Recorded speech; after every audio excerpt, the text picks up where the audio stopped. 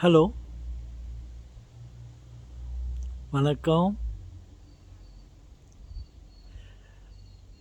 செல்வங்களே, how are you? எப்படி இருக்கிறீங்க? ஆமாம், நாங்கள்லாம் நல்லா இருக்கிறோம். நீங்கன்னா எப்படின்னா கன்னத்தில் கையை வச்சுன்னு இருந்தீங்க, யோசிச்சுருந்தீங்களோ, யோசிச்சுருக்கிறீங்களோ அப்படின்றீங்களா? அப்படியெல்லாம் ஒன்றும் இல்லை. இல்லை, நீங்கள் தான் சொன்னீங்க சில வீடியோலெல்லாம்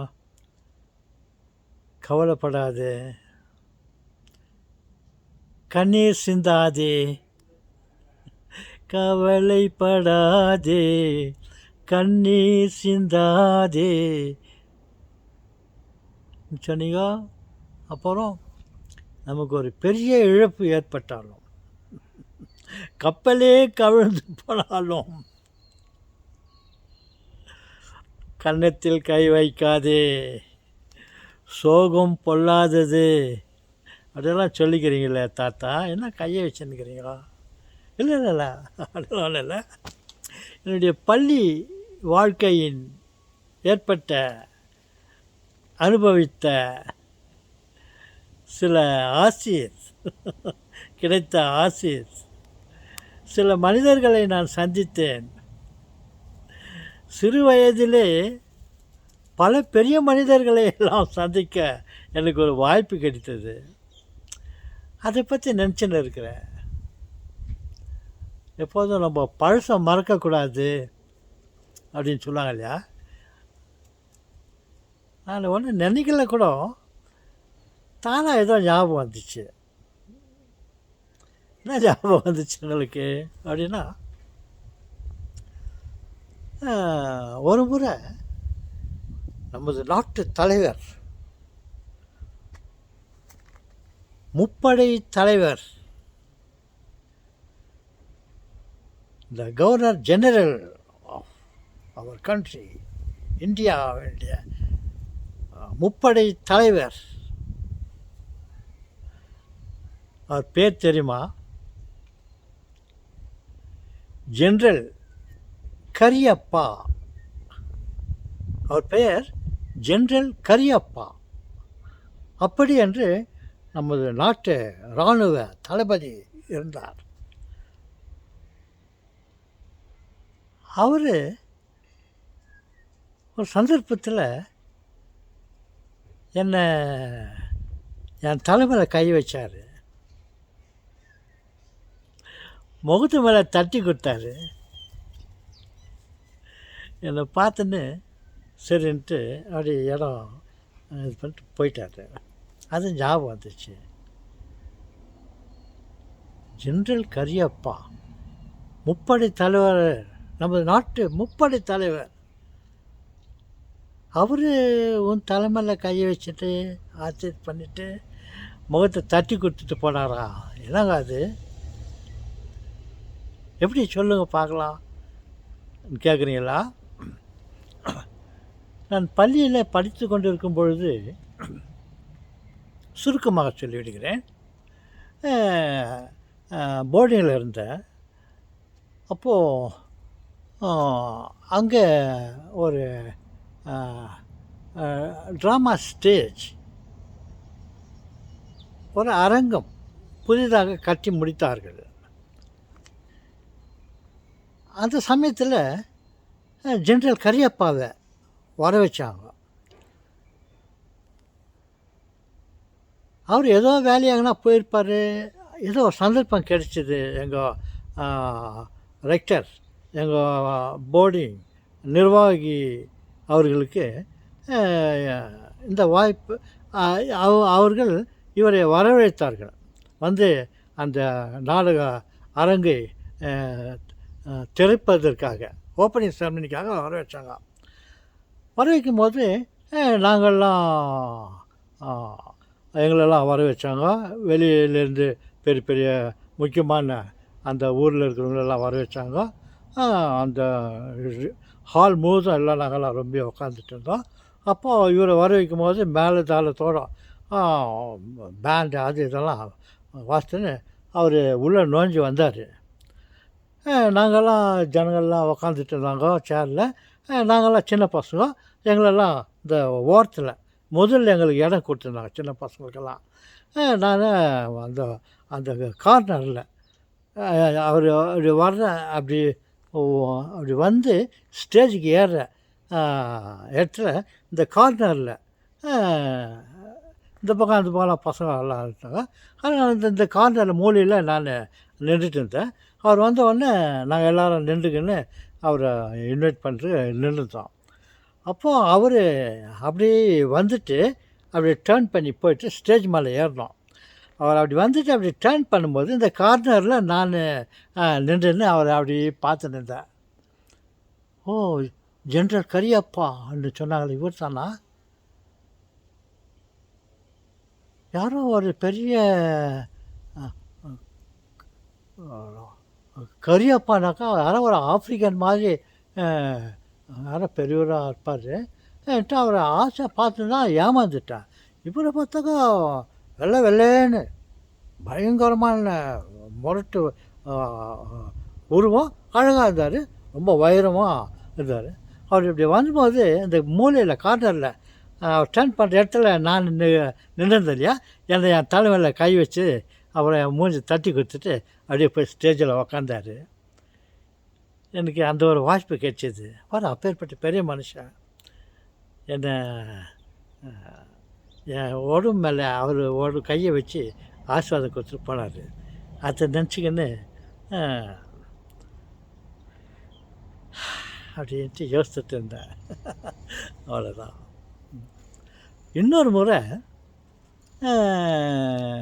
அதே ஊரில் திருப்பத்தூர், ஜோலார்பேட்டை ஸ்டேஷனுக்கு அடுத்த ஸ்டேஷன் திருப்பத்தூர் இன்னும் ஒரு ஊர் இருக்குது, டவுன். அங்கே தான் எங்களுடைய போர்டிங்கெல்லாம் இருந்தது. நாங்கள் அங்கே தான் இருந்தேன். நான் ஒரு முறை சாட்டர்டே ஆனாக்கா எல்லாம் லஞ்ச் மத்தியானம் சாப்பாடெல்லாம் சாப்பிட்டுட்டு நாங்கள் ஒரு 2 மணிக்கா சாப்பிட்ட பிறகு நாங்கள் வாக்கிங் போவோம். ஒரு 30-40 பசங்க, நாங்கள் ஒரு ஃபாதர் கூட வருவார். நாங்கள் அப்படியே போயிட்டு ஒரு வாரமும் ஒரு இடத்துக்கு பிளான் பண்ணுவாங்க. இந்த மாதிரி இந்த முறை அங்கே ஒரு மாங்காய் தோப்பு இருக்குது, இந்த வாரம் அங்கே போயிட்டு வரலாம்.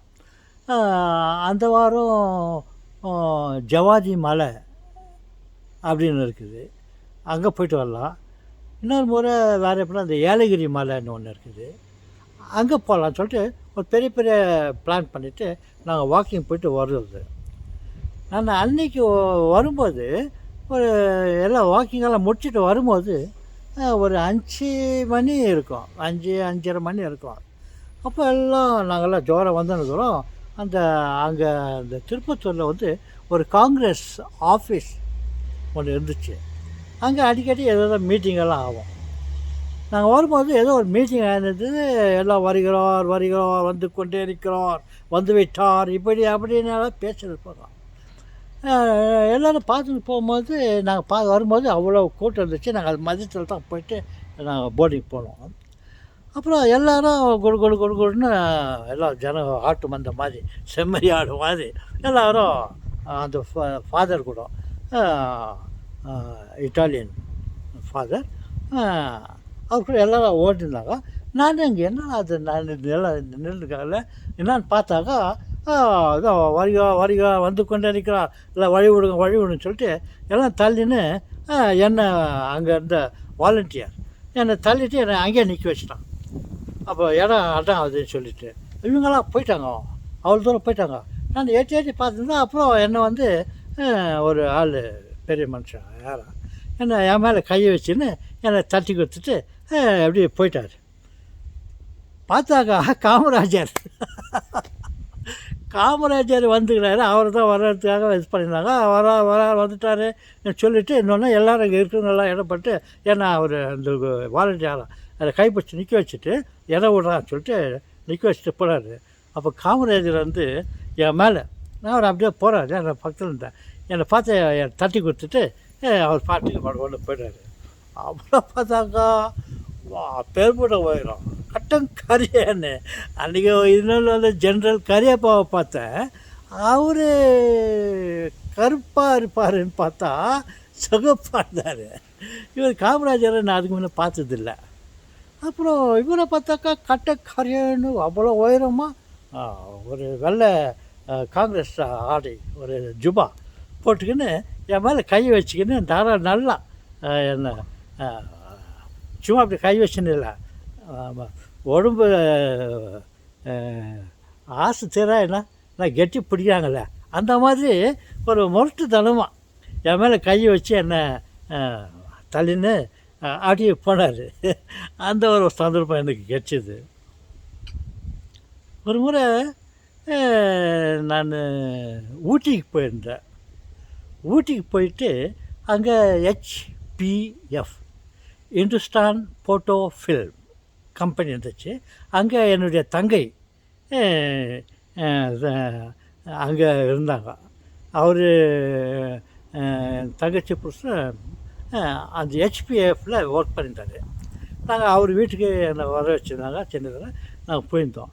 அப்போ ஒரு நாள் இதுக்கு போயிட்டு வரலாம், காமராஜர் டேம்னு ஒன்று இருக்குது, அங்கே போகலான்னு சொல்லிவிட்டு நாங்கள் பிக்னிக் சாப்பிடலாம் எடுத்துன்னு அங்கே போகலான்னு சொல்லிட்டு நாங்கள் போனோம்.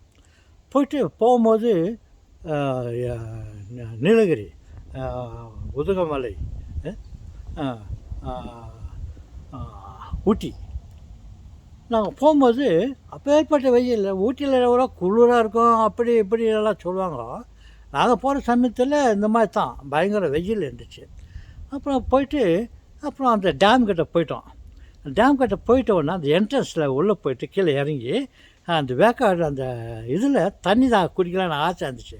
பார்த்தா அப்பேற்பட்ட அழகாக இருந்துச்சு அந்த டேம் நீர்த்தேக்கம். அப்புறம் கீழே போயிட்டு நல்லா தண்ணி அப்படி தள்ளிட்டு நல்லா தாக தீர குடித்தோம். காமராஜர் அணை அவருடைய டேம் அது. அதில் அந்த தண்ணி வாரி குடிக்கும்போது ஒரு மாதிரி குளிர்ச்சியாச்சு. அப்பாடா டயர்டாக வந்து மென்ட்டு குடித்தா அதாக்கா அது காமராஜர் டேம் அது. ஓகே, அந்த மாதிரி ஒரு இது. அப்புறம் பெங்களூர், நான் இப்போ இங்கே இருக்கிறேன் இல்லையா, அங்கே பெங்களூர். பெங்களூரில் வந்து நான் என்னுடைய வீட்டிலேருந்து சிட்டி மார்க்கெட்டுக்கு போகலான்னு சொல்லிட்டு ஸ்கூட்டரில் டிவிஎஸ் 50 வச்சுருந்தேன். அதில் ஜோராக போயிருந்தேன். போயின்னு உடனே அங்கே யாரோ அந்த ரோடெல்லாம் பிளாக் பண்ணியிருந்தா அங்கே நிறையா ஜனம் இருந்தாங்க. அங்கே ஜனம் இருந்தோடனே இந்த போலீஸுங்கெல்லாம் நிறையா இருந்துக்குன்னு எல்லோரும் கண்ட்ரோல் பண்ணியிருந்தாங்க. அப்புறம் அவர்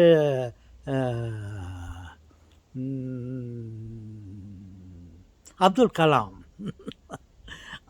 கலாம் வந்து அங்கே மென்டல் ஹாஸ்பிட்டல் இருக்குது பெங்களூரில்.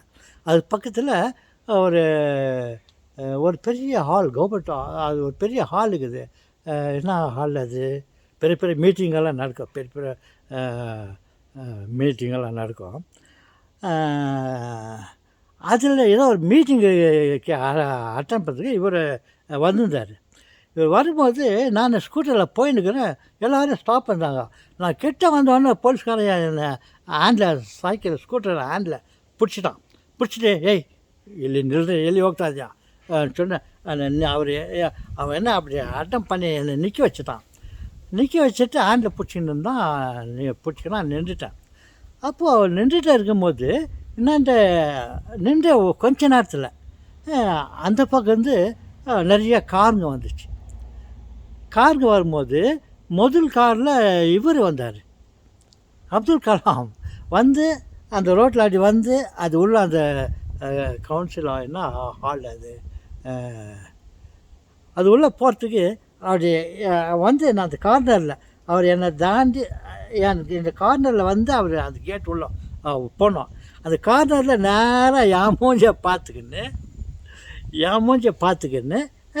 அப்படி டர்ன் பண்ணின்னு அப்படி போனார். என்னை பார்த்துக்கின்னு எல்லோரும் கையாட்டினாங்க. இவரை கையாட்டினு என்னை பார்த்து எனக்கு நேராக எனக்கே கிட்ட வந்து கொஞ்சம் இடத்துலக்கா என் மேலே கை வச்சுக்கலாம் ஜன்னலில்.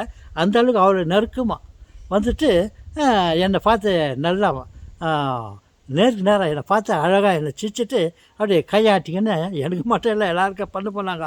ஆனால் எனக்கு கிடச்ச சந்தர்ப்பம் நேராக அந்த மூலையில் டர்ன் பண்ணும்போது எனக்கு கிட்ட நேருக்கு நேராக எனக்கு விஷ் பண்ணிவிட்டு அப்படியே இப்போ உள்ளே போயிட்டார் அவர். அவரை நான் நேருக்கு நேராக பார்க்கறதுக்கு ஒரு வாய்ப்பு கிடச்சிது. இதுங்களெல்லாம் நினச்சிக்கிட்டு தான் அப்படியே யோசிச்சிருந்தேன். அந்த நாள் ஞாபகம் நெஞ்சிலே வந்ததேன்னுட்டுனா சிரிக்கிறீங்க. ஓகே செல்வங்களே, பாருங்கள், ஏதாவது ஒரு டாபிக் வச்சுக்கின்னு உங்கள்கிட்ட நான் ரொம்ப உரிமையாக நான் பேசினுக்கிறேன் பாருங்கள். நீங்கள் என்னை பற்றி நினைக்கிறீங்களா? எப்படின்னா நான் உங்களை பற்றி எப்போதும் நினச்சின்னு இருக்கிறேன்.